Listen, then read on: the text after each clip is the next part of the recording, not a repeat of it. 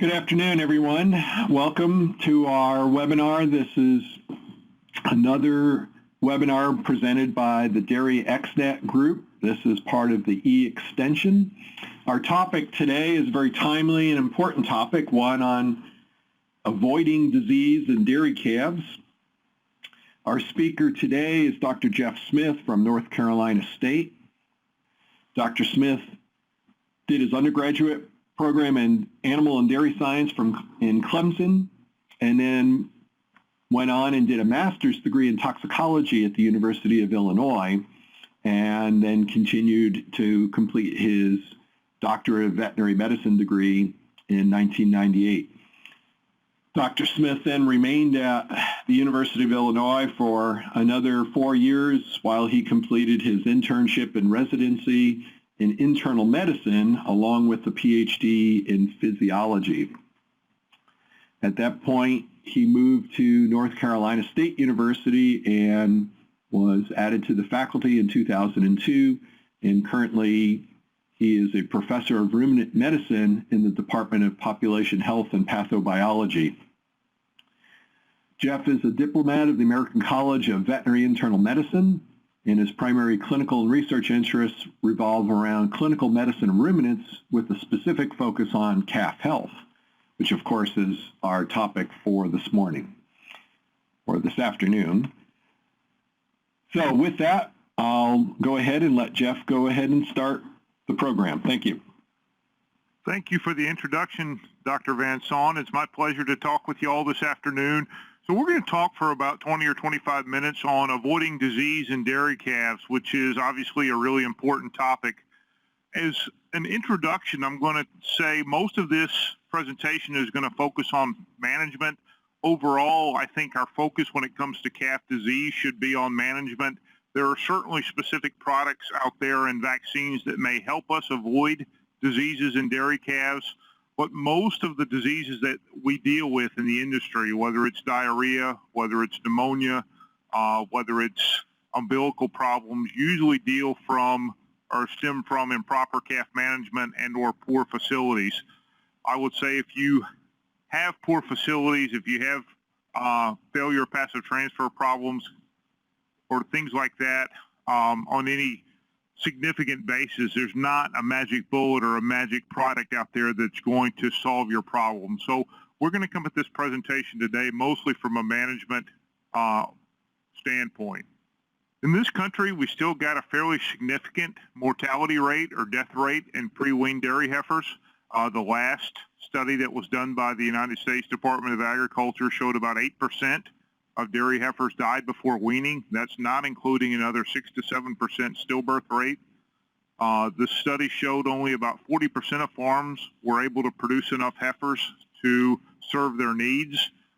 And really, there's not major diseases. If you look at the swine industry, they've had several outbreaks in the last 10 years of new diseases, where our diseases in the dairy industry are really the same.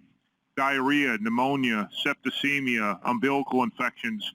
Those have been around for 100 years, and really we're doing some better in terms of preventing and treating these diseases, but these are still our major issues that we deal with. Many farms, even though we've stressed through these webinars and articles, etc., how important colostrum management is, many farms, according to these surveys, are still not doing a very good job. This is some data from the National Animal Health Monitoring Surveys, or the big, quote, dairy studies that they've done over the last 20 to 25 to 30 years. If you look, here's data from, see if I can get the pointer to work here, from 1991 all the way. This is the big study that just finished last year, and these data are preliminary here. But if you look at these data across 30 years, again, calf mortality is anywhere from 7 to 10%. About 55 to 60% of calf deaths are caused by diarrhea. About 20 to 25% are caused by pneumonia. So again, there's not new major diseases that we're dealing with. These are the same diseases that we've had for a long time. Goals. So I'd like to start the presentation by talking about what your goals should be. I would say definitely if you're losing more than 4% of your calves prior to weaning, and by death loss prior to weaning, I would include all calves that are still alive at 24 hours of age. Generally, if a calf is dead in the first 24 hours of age, I would call that an abortion or a stillbirth or some kind of congenital problem. But generally, if a calf survives to 24 hours of age and then dies prior to 7 or 8 weeks of age, I would call that a pre-weaning mortality. And if you're over 4%, there's definitely room for improvement. You should look at your operation, at your management, at your facilities, and see where improvements can be made. A really good dairy will get that number down to 2%. I think it's very hard to get that number much lower than 2%. I've seen it lower than 2%, but not consistently on farms. So if you're in the 2 to 2.5% range, I would say you're doing an excellent job. More than 4%, and again, the national average right now is 7.5%, but there's room for improvement on those farms. Treatment rates should be less than 25%. I would say if you're treating more than 20 to 25% of your calves for any one disease, whether that's diarrhea, whether that's pneumonia, there's opportunities to work with your veterinarian and try to improve that. Okay? I like to use calf records when possible to help identify problems. I'm not going to go into detail today about keeping calf records, but these are important for the veterinarian to help you troubleshoot your problems, whether they're colostrum problems, whether they relate to when the animals break with disease, what treatments seem to be working on your farm, etc. So control of disease. These are 4 key principles that were outlined almost 50 years ago now by one of the fathers of modern veterinary medicine, a guy named Otto Radistitz, who was from Canada. And these are still very true today, and these are sort of how I'm going to base the rest of this presentation. He came up with the key principles of disease control, and if you think about it, really this is all we can try to do in the dairy industry, particularly with calf health, to keep these calves safe. One of the things we can do is try to remove the source of infection from the calf's environment, okay? Try to keep their environment that they're raised in as clean as possible. Number 2, we can try to remove a calf from a contaminated environment. Think of the calving pen or the calving situation. We know that's a dirty environment. We want to get the calf out of that environment as soon as we can. 3, we try to increase the immunity of the calf, and then we can try to reduce stress. And we'll talk about all of these things in a little bit more detail. But outside of that, there's not much we can do to try to prevent disease in these animals. Really, this is all we can do. So colostrum management, there's been webinars on colostrum. There's much more detail than I'm going to go through in this presentation, but this is something that's critically important. Probably the one thing I would encourage most producers to look at if you're having calf health issues is have your veterinarian look at your colostrum management program, test some calves. You can do blood tests very simply and see if your calves have an adequate concentration of antibodies, okay? Ensuring that all calves get enough colostrum in the first 2 to 4 hours of life or as quickly as possible after birth is probably the most important aspect of raising calves. If we have a good colostrum management program, you can get away with some other things. You can get away with some outdated facilities sometimes. But if you have poor colostrum management, even if everything else is very good, you will continue to have disease issues in these calves. Briefly, some keys to success with colostrum management: the time of feeding. We know the sooner we can get the colostrum into the calf, the better that will be. So obviously some dairies are small, people go to bed at night. It can't always happen in 2 to 4 hours, but if you find a calf has been born overnight, that becomes your immediate priority for the day, not after the cows are milked, not after the cows are fed. Right away, that calf needs to be fed colostrum. Volume, at least 3, if not 4 liters to every calf.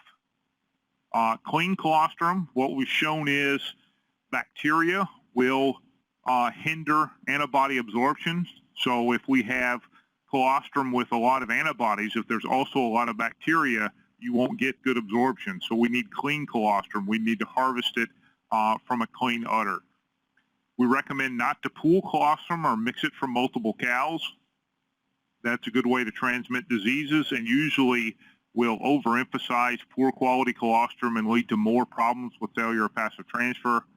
We recommend testing calves, if not always, at least periodically, to make sure this is going well. By testing calves, all we need to do is take a blood sample, spin it down, and check total protein on a regular refractometer, or you can also use a Brix refractometer. Have some colostrum storage, even if you're using fresh colostrum or refrigerated colostrum from all your calves. Just make sure you have a backup supply in case you need it, whether that's colostrum replacer or whether that's frozen colostrum. You need to make sure you have some available. And again, make this a priority. On large dairies, I like to sort of appoint somebody that this is their main job. Obviously, can't be their only job, but this is their responsibility. But make this a priority in your herd. Okay. Other control points that I would be very interested in looking at from a avoiding disease in calf standpoint is the maternity area. So a lot of times calves get exposed to disease from their dam or from other cattle, adult cattle, in the maternity area right at birth. We must minimize contamination of this calving area, whether it's a pasture, whether it's a pen. We need to make sure it's clean, provide good bedding material, remove the calf promptly after birth. As a rule of thumb, this is not always true, but generally if I'm dealing with calves that are a week of age or less that get sick, I usually think that that's coming from the maternity area. I try to look at the maternity area to see if I can find disease. If calves are older than a week of age, then it tends to be the calf housing area, the hutches, or the barns. Colostrum, we talked about the good points of colostrum, but the colostrum can also be a source of disease transmission at times. It's been shown to be a source of salmonella transmission. Also, pooling increases the risk of transmission for things like Johne's disease. So again, we want to make sure our colostrum management is optimal. We want to make sure colostrum is cooled rapidly after we collect it. And either, if it's going to be refrigerated for more than 24 hours, I would prefer you go ahead and just freeze it. And when we do have times where we have salmonella problems or we have some other issue with poor quality colostrum, we may want to consider pasteurizing it or using a colostrum replacer for a little while. So colostrum management is really important, but we have to make sure we're not transmitting disease when we feed colostrum as well.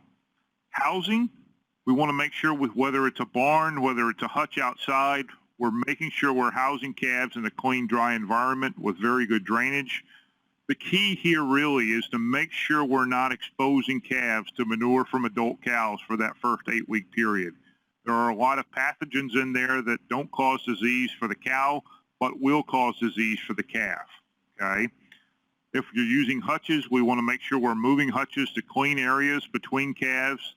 And group housing systems, we want to make sure we're not overcrowding, keep our groups small, make sure calves are of similar ages, okay? We're trying to minimize temperature stress. Obviously, that's easier said than done sometimes, but that's another component of housing. Here's an example of a situation I saw. This was on a large dairy in Mexico. This dairy had a salmonella problem. You can see the manure separator system is right here, and the calves go all the way around the manure separator system. We could culture salmonella from the sand all the way up to 100 yards away from this. So this is a bacteria that's going into the air and it's settling into the environment where their calves are living in. So again, we need to pay attention to where the calves are housed.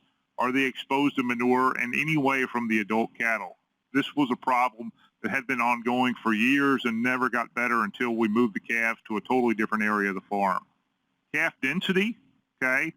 We want calves to have at least, ideally, 4 square meters per calf, 3 to 4. Calf-to-calf contact increases the risk of pathogen exposure, so that doesn't mean we can't house calves as groups, but certainly we need to make sure they have adequate space. Giving them enough distance is important. So here are some various ways to house calves. Here we see hutches. Down here we see group housing, a group housing situation down here. Here's pens. These are all examples of what I would consider to be overcrowding, okay? As a rule, if you have hutches, there should be at least the width of the hutch in between other hutches. The purpose of the hutch is to raise these calves in isolation, okay? So if one calf gets disease, the next calf doesn't automatically get exposed to the same pathogen. Here was a farm. This was in the state of Pennsylvania. I actually saw this calf that was in this hutch have diarrhea not hit his neighbor, but actually the third calf over. It had diarrhea and splattered right in his face. Okay, so here this producer is keeping the calves out of the wind. He's packing them together, trying to avoid wind stress or environment stress. But really, once one of these calves gets sick, they're all going to get sick because they're too close together. So all these are examples of not improper housing, but calves that have too high of stocking density, or they're overcrowded and they're really predisposed to developing disease. In contrast, these are different housing examples. Doesn't mean these are ideal or not ideal, but these are different examples that I've seen in various parts of the world that I would consider much better from a housing density. These hutches are spread apart. They don't have to necessarily be spread out this far, but again, at least the width of the hutch. Okay, here's a calf inside. He's got solid sides. He has no contact with his neighbor. These are calves that are spread out appropriately. Ventilation, okay, particularly as we get into the Midwest or the northern states where calf barns are more common than calf hutches, we have to pay attention to ventilation. In these areas, pneumonia can become one of our biggest killers of dairy calves. Studies have linked respiratory disease or pneumonia in dairy calves primarily to poorly ventilated housing. It's important to realize that there's microenvironments within calf barns. What does that mean? That means the air might smell really good when you walk in, but it might be of very poor quality at the level of the calf's nose. Okay? There can be big differences between low down or 2 feet off the ground where the calf lives and 5 to 6 feet off the ground where we live. We need to look at air quality at the calf's level. Some of the key factors for improving ventilation or reducing pneumonia are having straw in the barns for the calves to nest, and I'll show you what I mean by that in a few slides. Making sure that if you do group house, there's solid panels between calves so there's no nose-to-nose contact, and low airborne bacterial counts in calf pens. Okay, so again, I'll go through a series of pictures here to sort of illustrate ventilation. These are calves in the southeast. These are calves in hutches. Most of our calves in the southeast are in hutches, outside, spread apart. Probably it doesn't get any better than this in terms of ventilation. We can house calves in barns. Here's an example of a large barn. It's got a ridge vent, so your old stale air is going to go out. Okay, lots of air is going to blow through these open-sided pens. Okay, this is good ventilation. However, it's been shown that if we have solid sides, we actually decrease the risk of pneumonia in these calves. Okay, so here we have better ventilation. By putting in solid sides, I actually reduce the ventilation, and I may have higher bacterial counts in the air, but the level of, or the cases of pneumonia go down. Why? Because these calves don't have nose-to-nose contact with their neighbors. So if you're going to have calves in barns, it's ideal to have solid sides, but open front and back so air can flow through these facilities. Where we see a lot of respiratory disease is in old swine barns or old poultry barns that then get converted into dairy calf housing. Okay, particularly in the wintertime, people close the curtains. Here we see curtains get closed and air quality gets really bad. Bacterial counts in the air will be very high. This is not just a Midwest phenomenon. Here you see example of something similar in North Carolina. This is near Greensboro, North Carolina. This is an old swine barn that's been converted into housing dairy calves. They're inside in the wintertime. They've got the curtains closed, not only for the calves' comfort, but for their comfort. And these calves have a lot of respiratory disease now.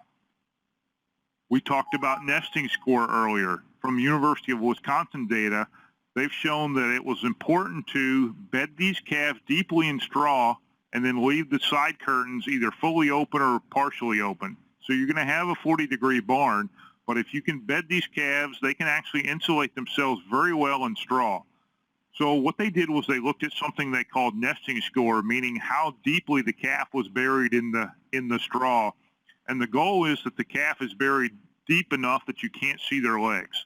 If they're down there and you can't see the calf's legs, they're going to get very good protection against the cold, and then we can go ahead and leave the curtains open to provide better ventilation to that barn.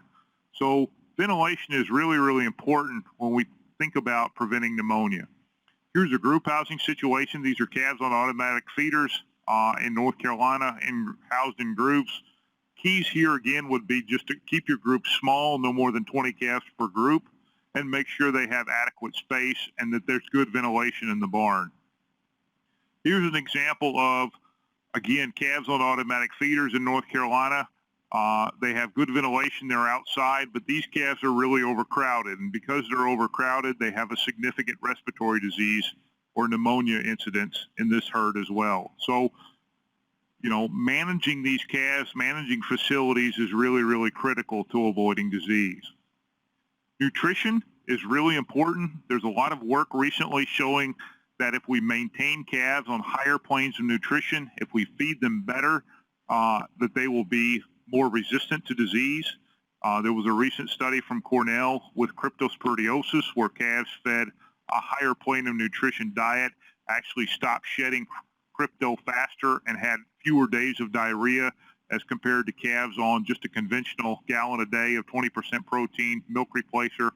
So we're learning more and more about how important nutrition is to these calves and keeping them healthy.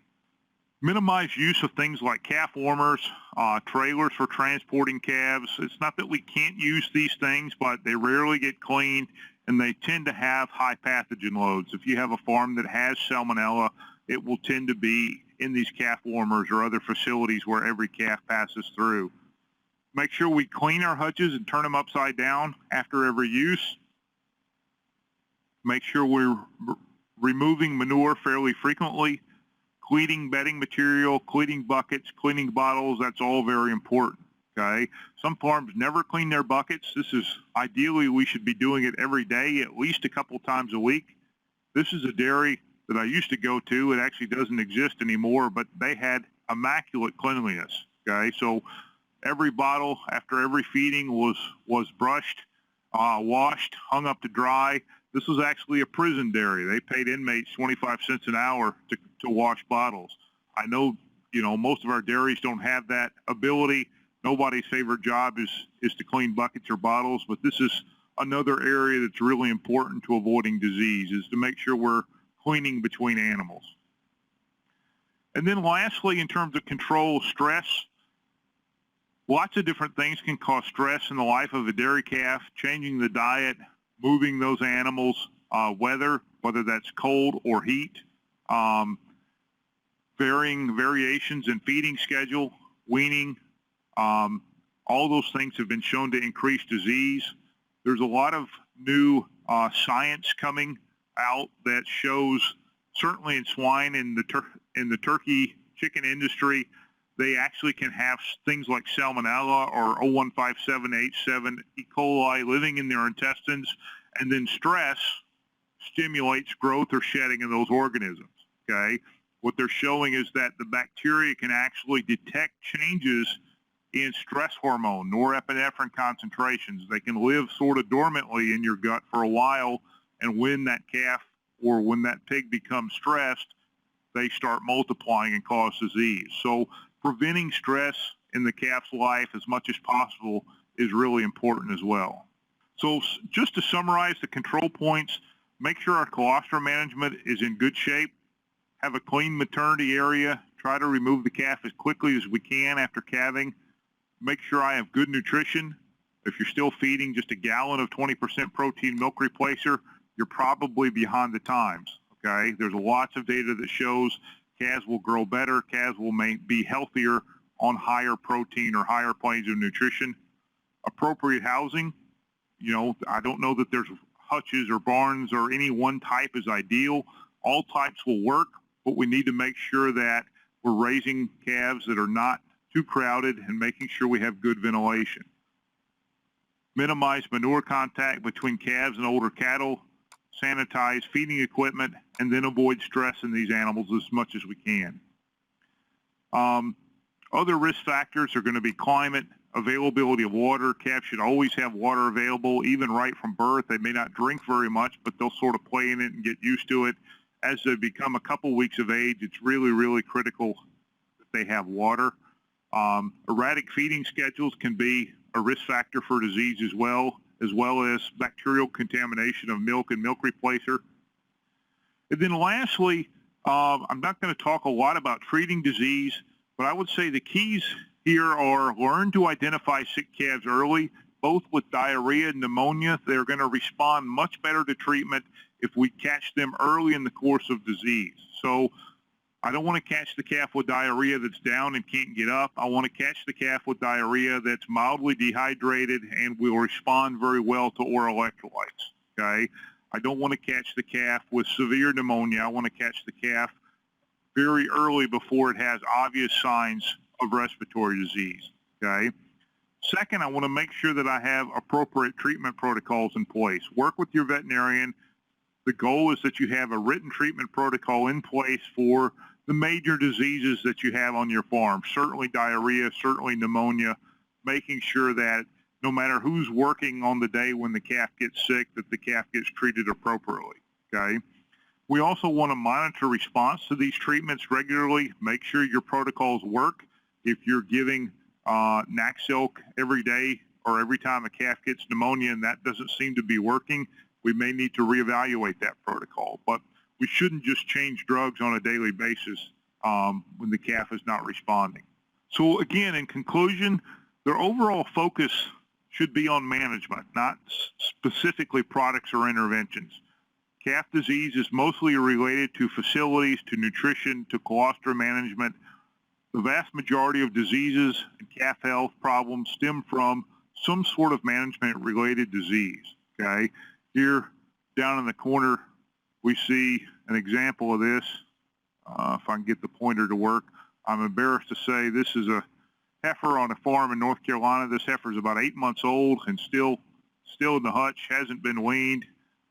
We've got some serious management issues on this farm that we have to address. So, you know, there isn't a magic vaccination that's going to fix this problem. There's other things that we need to deal with from a management standpoint to make sure we are able to avoid disease in dairy calves, okay? So with that, I hope there's some questions from the group that we can answer. I'd be happy to answer questions about anything dealing with calf health or avoiding disease in dairy calves. All right, thank you, Dr. Smith. I just want to point out there are some web links that Jeff has provided that I think would give you a lot of good information, some of the work done at the University of Wisconsin and other materials that are on the E-Extension DAIReXNET website. So if you have any questions, go ahead and type them in the chat box. In the meantime, Jeff, in your neck of the woods, you know, you're certainly a lot warmer than we are up here in Pennsylvania. In terms of ventilation and things, what are people doing with these calf hutches in the summer? We probably actually have, obviously we have more issues with heat stress here than we do with winter cold stress. So, you know, you sort of think the hutch provides shade in the summertime, but we've actually measured temperatures and it's like a little oven. You know, it's funny when it's 90 degrees or 95 degrees, the students will always ask, why are the calves laying outside and not in the hutch? Well, it's actually cooler outside than it is in some of the hutches. One thing that helps is obviously to try to put them under shade or put shade cloth above them. Another thing that helps is to put a concrete block under the back. There was actually, that sounds fairly simple, but there was a paper in Journal of Dairy Science not too long ago that showed that actually tremendously improved ventilation just by putting a block underneath. So our dairies that have hutches stick with hutches year round, but they will have significant heat stress issues in the summertime. Yeah.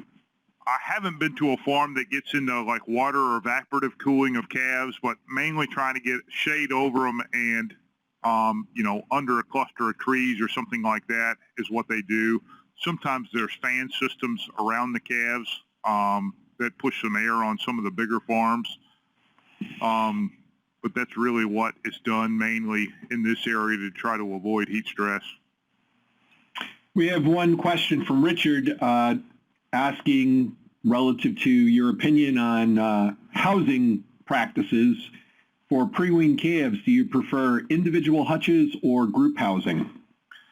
You know, I don't know that I have a solid preference. For a long time, I would have said calf hutches. I think there's advantages of calf hutches and being able to raise that calf in isolation and minimize disease. However, you know, as automated feeders have become more and more common, I have some dairies that do a very good job with group housing now. I think you can do both types of housing well. I've seen hutches. I've seen farms that spent thousands of dollars on hutches and had them lined up in long rows touching each other, and you know, that's really defeating the purpose of that system. So you can do hutches well, you can do hutches poorly.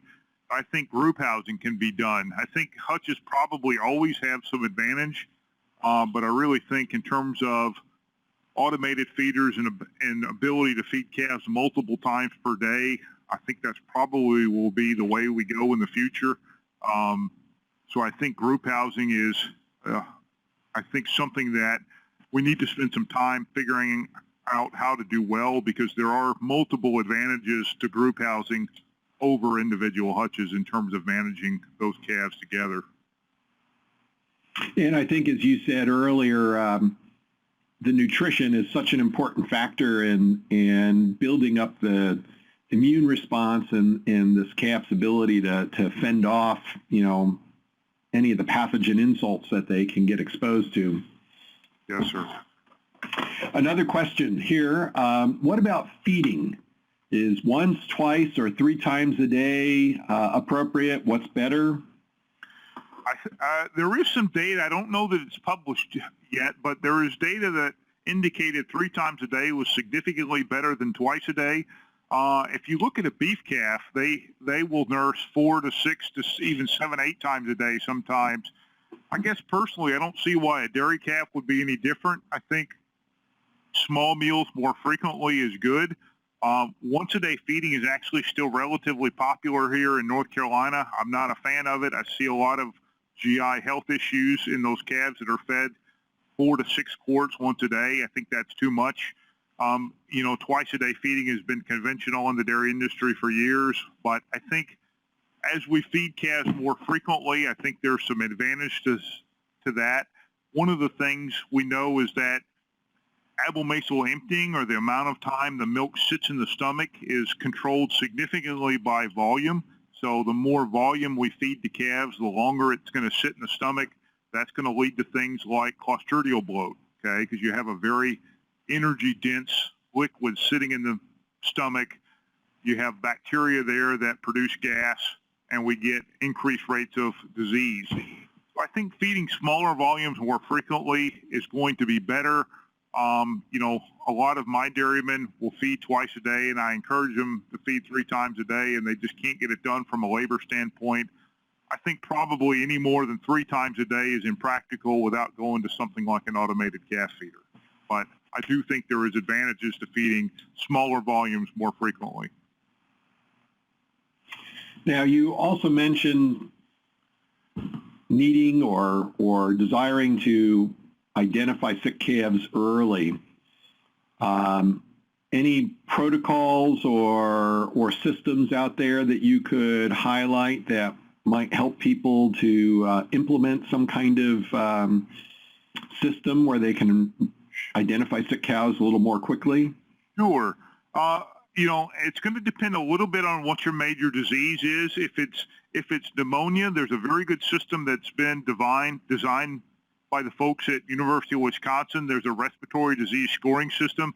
If you'll click on that early identification of sick calves link, it'll go through that. But basically, the scoring system that's been developed, you're supposed to do it on all your calves at least twice a week. But basically, it's based on the rectal temperature. There's a score based on whether the calf is coughing or not. There's a score based on whether what their eyes look like, whether there's any discharge from the eyes, and you come up with a total score, and it'll tell you whether or not that calf needs treatment. And with this system, you can really identify some of these calves much earlier than you would have if you're just sort of looking to see that they're breathing hard or they're coughing. If it's diarrhea, what I really encourage people to do is, you know, every time you feed the calf, take a look at it. Don't just put the milk in the bucket and walk by. That calf should immediately get up and come it should want to drink its milk. If you see a calf just lay there or is really slow to get up, that's a calf that I would, take a step back and look at. Are its eyes sunken? Does it have diarrhea? But just trying to pay closer attention to these calves. There are certainly dehydration scoring systems and diarrhea scoring systems, but most of us can pick up a calf with early diarrhea if we take the time to look at it. Unfortunately, a lot of people don't look at these calves until, an hour later and they realize the calf never got up to drink at all. So, I use attitude as an indicator a lot of the times. If that calf doesn't jump up immediately or isn't already waiting there for its milk, usually that's an indication that I probably need to take a second look or a closer look at that calf. Yeah, that scoring system of the University of Wisconsin, I think, has been a very useful system. It has. And I think UC Davis has developed or refined that system just a little bit more, and that information is also on the DAIReXNET website. And with that, I'll thank everybody for joining us today. Enjoy your day, and we'll sign off now. Thank you.